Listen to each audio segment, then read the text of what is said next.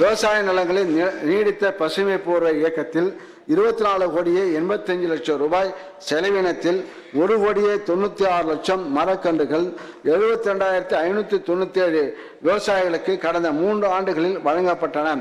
விவசாய நிலங்களில் வளர்க்கப்படும் வேளாண் காடுகள் நிரந்தர பசுமை போர்வையினை உருவாக்குவதோடு லாபம் தரும் பண்ணை தொழிலாக விளங்குகின்றன.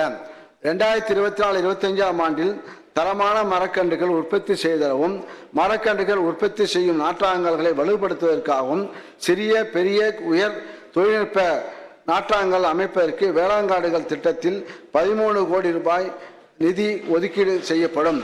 ஒருங்கிணைந்த பண்ணையத்தினால் விவசாயிகள் பயிர் சாகுபடியுடன் கறவை மாடுகள் ஆடுகள் வளர்த்தல் பழமரங்கள் தேனீ வளர்ப்பு மண்புழு உரம் தயாரித்தல் போன்ற வேளாண் சார்ந்த பணிகளையும் மேற்கொண்டு தற்சார்புடன் கூடிய வாழ்வாதார முன்னேற்றத்தை அடைய முடியும்.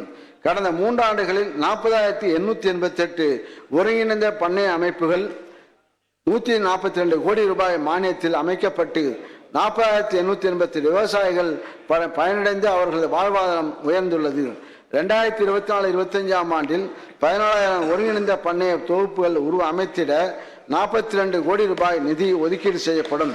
தமிழ்நாட்டில் சுமார் 60,62,000 ஏக்கர் மானாவாரி நிலங்களில் நெல் சிறுதானியங்கள் பயிர் வகைகள் எண்ணெய் வித்து பயிர்கள் பருத்தி தோட்டக்கலை பயிர்கள் ஆகியவை சாகுபடி செய்யப்பட்டு வருகின்றன.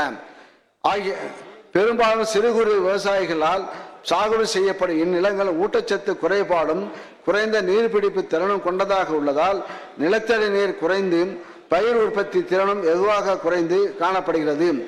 இம்மானாவாரி நிலங்களில் விவசாயிகள் லாபகரமான பயிர் சாகுபடி மேற்கொள்வதற்கு ஏதுவாக உழவு மேற்கொள்ளவும் சிறுதானியங்கள் பயிர் வகைகள் எண்ணெய் வித்துக்கள் பயிரிட விதைகளும் வழங்கப்படும்.